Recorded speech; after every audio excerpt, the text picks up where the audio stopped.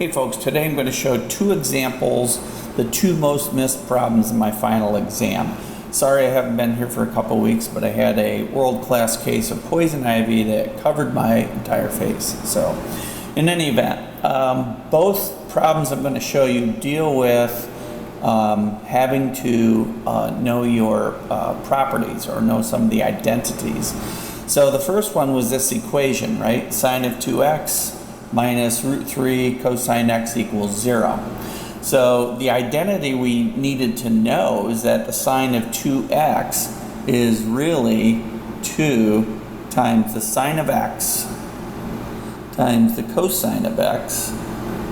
Oops, getting a little crooked there. Let me fix that. 2 sine x cosine x. So this is getting replaced with this. The rest of the equation stays the same until we're ready to solve it. So what this does for us by using this identity, double angle identity, is I can now factor a cosine out of this expression.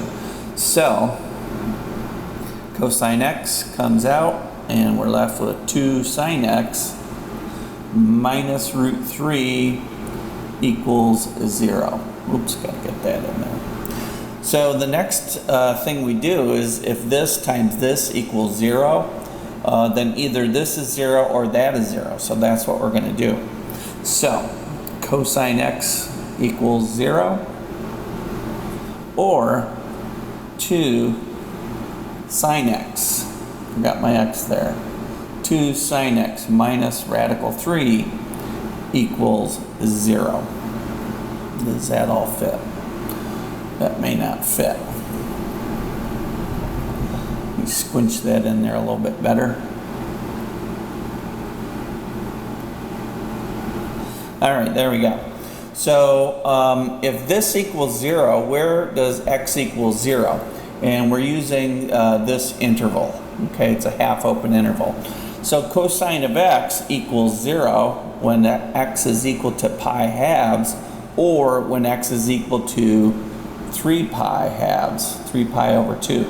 So those are two solutions on this interval. Over here, I would say let's solve this for sine of x.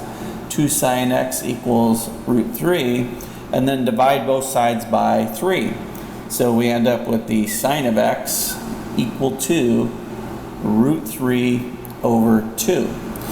And the two places where the sine of x equals radical 3 over 2 is where x is equal to pi thirds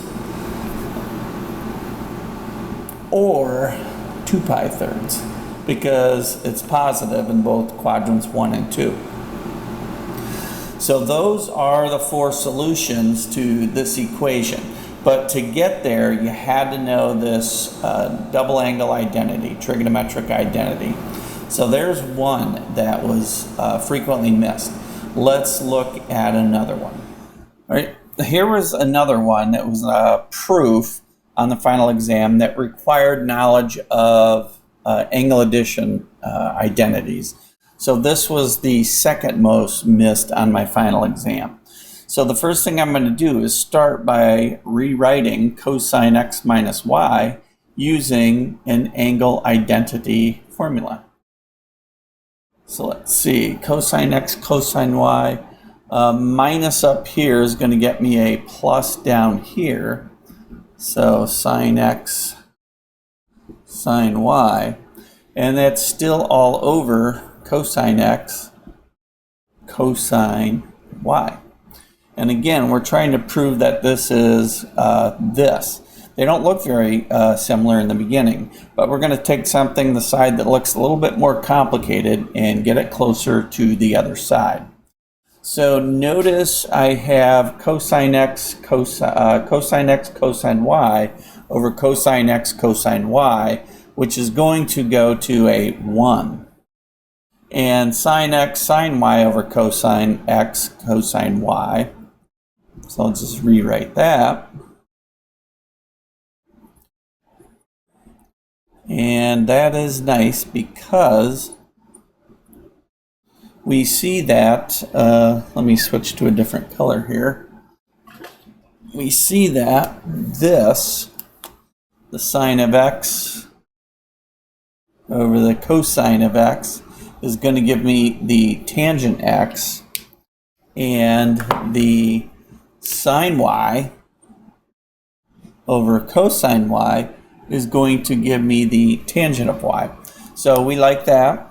So we can just write down 1 plus tangent x, tangent y. So that equals what we wanted to show that it was equal to. And again, that was the probably second most missed. Just had to do with knowledge of, and these are all on formula sheets as well. But using this is what got us to where we wanted to go. So hopefully that helped you out, and we'll catch you on the next one.